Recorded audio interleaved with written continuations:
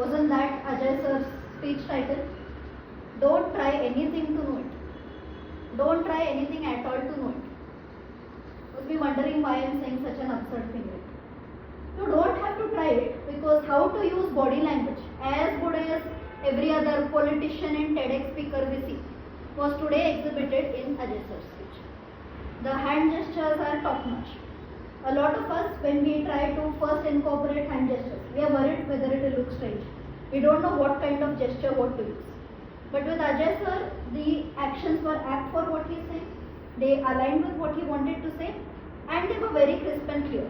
He was not fidgety, he didn't make it look very forced. So kudos to you in incorporating those kind of hand gestures.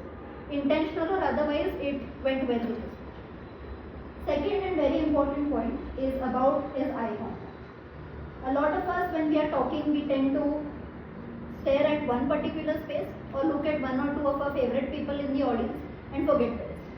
But in his case, he ensured that the three different corners of the room were well covered, which is a very simple but effective way of ensuring that everybody is listening.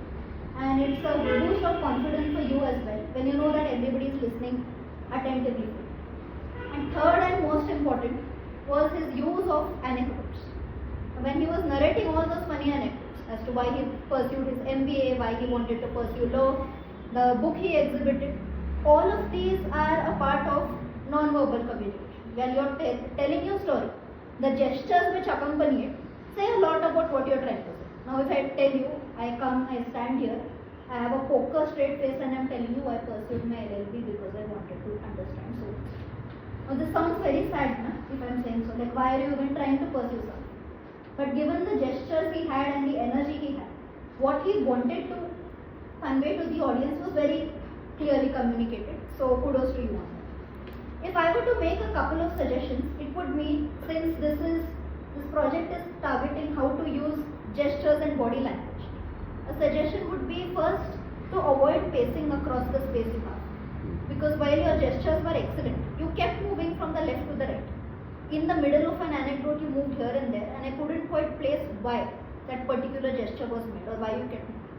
So when you firmly and affirmatively move in a particular direction or use your space, your message is conveyed more effectively.